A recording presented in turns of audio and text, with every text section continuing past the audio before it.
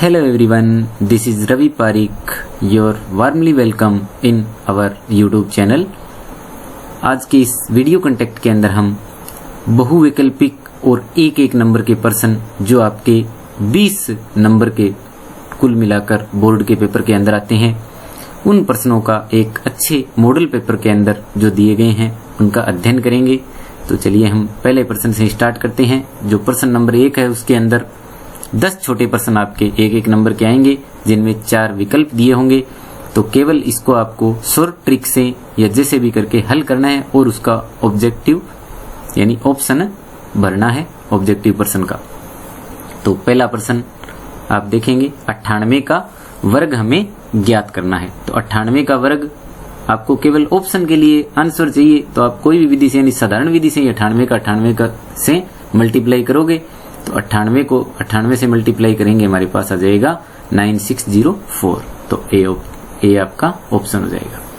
दूसरा प्रश्न देखेंगे, बहुपद f(x) बराबर 3x² प्लस 5x माइनस 2 के शून्यकों का योग होगा। तो शून्यकों का योग क्या होता है? x का गुणांक बटे में x² का गुणांक और आगे होता है माइनस का साइन, यानी माइनस b/a। b क्या होता है? x का गुणांक और a क्या होता है? x² का गुणांक। तो माइनस b/a बराबर, अब माइनस अपने को लगाना है, फॉर्मूले के अंदर है माइनस और b क्या है यहाँ पर 5 और a क्या है 3। तो क्या आ गया? -5/3। तो ये आपके पास इसका भी ए ऑप्शन हो जाएगा -5/3। तीसरा प्रश्न, बहुपद 2x² plus x plus k का 103 है, तो k का मान ज्ञात कीजिए। यहाँ k मिसप्रिंट है, तो k का मान हमें ज्ञात करना है। अब 1 किसने 3 दिया हुआ है, तो 1 हम अपनी तरफ से मान लेंगे। मान लिया कि p इसका 1 का है, तो शून्यकों का योग यानी p प्लस 3, क्योंकि 1 किसने 3 दिया हुआ है, 1 हम अपनी तरफ से मान लेंगे p। तो p प्लस 3 बराबर क्या होगा? शून्यकों का योग क्या होता है? माइनस x का गुणांक अपॉन में x² का गुणांक, यानी -1 में x² का गुणांक यहाँ क्या है? 2 है, तो -1/2। इसी प्रकार शून्यकों का गुणा क्या होता है? c/a, यानी अचर पद बटे x² का गुणांक। तो अचर पद यहाँ पे k है और x² का गुणांक 2 है, तो k/2 आ गया। अब शून्य हमने एक p माना हुआ है और 1 किसने दिया हुआ है 3, तो 3 गुणा p, 3p बराबर k/2। अब इन दोनों इक्वेशंस को हल करके हमें क्या करना है? मान ज्ञात करना है k का। तो एक पर है हमारे पास इक्वेशन p प्लस 3 बराबर ये, तो p के बराबर ले आएंगे यहाँ पर। तो p का मान क्या निकल जाएगा? 3 इधर आके माइनस हो जाएगा ये, तो -1/2 -3, तो दोनों ही संख्याएं माइनस की जुड़ जाएगी। 3 प्लस हाफ सीधा का सीधा क्या आ गया हमारे पास? 7/2, यानी लघुत्तम लेके भी आप इसको हल करोगे -7/2 आ जाएगा। किसका मान? p का मान आ गया हमारे पास। और 3p बराबर क्या है? k/2, और p का मान क्या आ गया? -7/2। तो इसके अंदर यहाँ पर हम p का मान रख देंगे कितना? -7/2। तो ये 3 गुणा में -7/2 बराबर किसके है? k/2 के। तो नीचे से सीधा हर से हर इधर काट देंगे, 2 से 2 क्या बचा? k बराबर 7×3 और माइनस का 21, यानी k का मान क्या आ गया हमारे पास? -21। डी इसका ऑप्शन आ जाएगा। चौथा प्रश्न देखेंगे, sin² π/3 प्लस cos² π/3 का मान ज्ञात कीजिए। तो sin² theta plus cos² theta बराबर क्या होता है? 1। जब थीटा क्या हो? 1 जैसा हो, तो यहाँ दोनों के दोनों देख सकते हैं आप, π/3 कोण है वो 1 जैसा है, तो sin² theta plus cos² theta बराबर 1 होता है, यानी इसका मान भी क्या होगा? 1 होगा। इसी प्रकार इसका तीसरा प्रश्न देखिए, एक ऊर्ध्वाधर छड़ की लंबाई उसकी छाया की लंबाई का अनुपात, ऊर्ध्वाधर छड़ की लंबाई और उसकी छाया की लंबाई का अनुपात कितना है? 1:3 है। तो सूर्य का उन्नयन कोण ज्ञात कीजिए। तो आप इसमें हल्का सा चित्र बनाओगे एक इस तरह से। तो अनुपात दिया हुआ है किसका? छड़ की लंबाई का और उसकी छाया। तो छाया ये होगी, ये है √3। तो 1 और ये √3। इसको आप x से गुणा कर लोगे दोनों तरफ, क्योंकि अनुपात दिया हुआ है, तो ये 1x हो जाएगी और ये √3x। तो ये क्या होता है, समकोण त्रिभुज का लंब और ये आधार। जब ये 90 डिग्री का कोण हमने मान लिया तो ये लंब और ये आधार। तो लंब 1 है और आधार √3 है। तो लंब और आधार कौन से फॉर्मूले में आते हैं? हम लाल बटे कक्का का फॉर्मूला देखते हैं, tan, यानी हमारे पास आता है tan थीटा बराबर क्या आता है, लंब बटे आधार। तो ये 1x बटे में √3x आ जाएगा। x से x हम कैंसिल कर देंगे तो बचा क्या, 1 बटे √3। तो आपको ये देखना है कि tan के अंदर 1 बटे √3 मान किसका होता है, तो tan 30 का होता है, tan 30 का होता है। तो tan थीटा बराबर tan 30, यानी थीटा का मान क्या आ गया हमारे पास, 30 डिग्री। तो क्या आ जाएगा उसका मान, 30 डिग्री। नेक्स्ट क्वेश्चन देखिएगा, बिंदु 0,5 की y अक्ष से दूरी।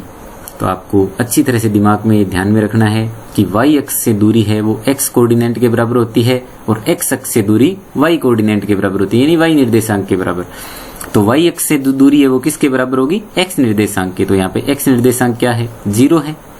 तो इसका ए ऑप्शन आ जाएगा हमारे पास। आप थोड़ा सा इसको समझ सकते हैं। देखो, ये x कोऑर्डिनेट होता है और ये y कोऑर्डिनेट होता है। तो ये 0,5 बिंदु है। तो 0,5 कहाँ पे होगा, मान लेते हैं ये 0 है तो 5 ऊपर की तरफ जाएंगे यहाँ पे। तो ये जो बिंदु है वो यहाँ होगा। कहाँ होगा, यहाँ पे होगा 0,5। तो इसका मतलब इसकी पूछी किससे है, y अक्ष से दूरी। तो ये बिंदु तो y अक्ष के ऊपर ही है, तो y अक्ष से दूरी इसकी क्या हो गई, 0 हो गई। यानी x निर्देशांक अगर 0 है तो इसका मान 0 होगा।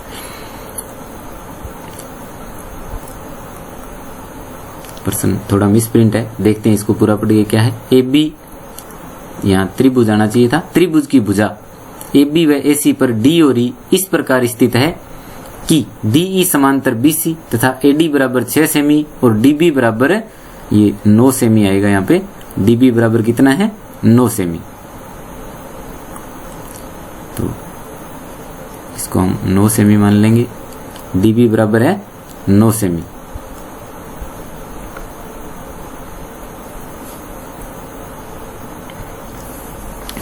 तो त्रिभुज के अंदर हमें क्या दिया हुआ है कि जो ABC एक त्रिभुज है, इसमें DE है वो BC के समांतर है और ये AD 6 है, DB 9 है, DB इसमें 9 होगी ये। तो इसको 0 को आप कैंसिल कर दोगे। यहाँ पे AE 8 है, AE 8 है तो EC का मान ज्ञात कीजिए। तो आधारभूत समानुपातिक प्रमेय से हम जानते हैं कि AD बटे DB, यानी जब किसी त्रिभुज के अंदर एक भुजा के किसी बिंदु से एक अन्य भुजा के समांतर कोई रेखा खींची जाती है जो दूसरी भुजा को भी काटती है और वो इसके दूसरी भुजा के समांतर होती है, तो वो समान अनुपात में काटती है दोनों भुजाओं को। यानी AD बटे DB बराबर AE बटे EC होता है। तो ये 6 है, ये 9 है, तो 6 बटे 9 और ये ऊपर हमें दिया हुआ है 8, तो 8 बटे में EC आ जाएगा। आप तिरछा गुणा करोगे, 6 EC बराबर 9 8 72 आ जाएगा। 72 में 6 का आप भाग दे दोगे तो 12 6 72। तिरछा गुणा करके हल करेंगे, 6 EC बराबर आ जाएगा आपके पास 72, 8 9 72। तो हमें EC ज्ञात करना है। EC बराबर 72 बटे में क्या आ जाएगा, 6। तो 6 से 72 कट जाएगा, 12 आ जाएगा पूरा पूरा।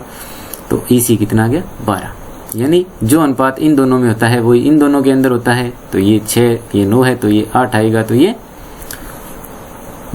आपके कितना आ गया, 12 आ गया। तो कुल मिला के आपका ऑप्शन ए इसमें सही है। अगला प्रश्न देखेंगे, प्रश्न नंबर 7। तो एक ठोस अर्धगोले का व्यास 7 सेंटीमीटर है, तो उसका संपूर्ण पृष्ठीय क्षेत्रफल क्या होगा। तो अर्धगोले का अगर व्यास दिया हुआ है तो अगर संपूर्ण पृष्ठीय क्षेत्रफल हमें ज्ञात करना है तो किसकी आवश्यकता पड़ेगी। देखो, गोले के अंदर केवल एक ही माप होती है और वो क्या होती है, त्रिज्या होती है। तो संपूर्ण पृष्ठीय का आपको फॉर्मूला पता होना चाहिए। क्या होता है, 4 पाई r स्क्वायर, गोले का संपूर्ण पृष्ठीय का फॉर्मूला ये 4 पाई आर स्क्वायर। तो 4 गुणा में पाई का मान, क्योंकि इसमें देखो ऑप्शन में आपको पाई दिया हुआ है तो पाई को पाई रखोगे, आर कितनी हो जाएगी 7/2 का स्क्वायर, यानी 7/2 को आप कितनी बार लिख दोगे 2 बार। तो यहाँ से देखो 2 से एक बार काटेंगे 2 आ जाएगा, फिर एक बार और काट देंगे, यानी 4 से 4 कैंसिल हो गया, बचा क्या आपके पास 7 गुणा 7 और पाई, यानी 49 पाई। लास्ट ऑप्शन आ जाएगा इसका 49 पाई वर्ग सेमी। प्रश्न नंबर 9, किसी वृत्त की त्रिज्या 10 सेमी है और उसके वृत्त के केंद्र से 6 सेमी दूर स्थित जीवा की लंबाई आपको ज्ञात करनी है। देखो वृत्त की आपको त्रिज्या दे रखी है और केंद्र से 6 सेमी दूर स्थित जीवा की हमें लंबाई ज्ञात करनी है। तो आप हल्का सा एक डायग्राम बनाओगे, इसमें दिया हुआ है कि वृत्त की त्रिज्या है वो कितनी है 10 सेमी है, और एक इसमें वृत्त की आपको जीवा दे रखी है। तो ये जीवा हो गई, ये जीवा से इस पे लंब, और ये होगी इसकी त्रिज्या। तो जब ये हमारे पास कितनी है 10, इसने देखिए दूरी, दूरी का मतलब कि केंद्र से लंबवत दूरी होती है हमेशा ही, केंद्र से 6 सेमी दूर जीवा, तो ये दूरी है वो 6 आ जाएगी। तो ये 10 है, ये 6 है, और हमें जीवा की लंबाई ज्ञात करनी है, ये कर्ण और ये लंब। आधार अगर ज्ञात करना है तो आधार स्क्वायर बराबर क्या होता है, आधार स्क्वायर बराबर होता है कर्ण स्क्वायर माइनस लंब स्क्वायर।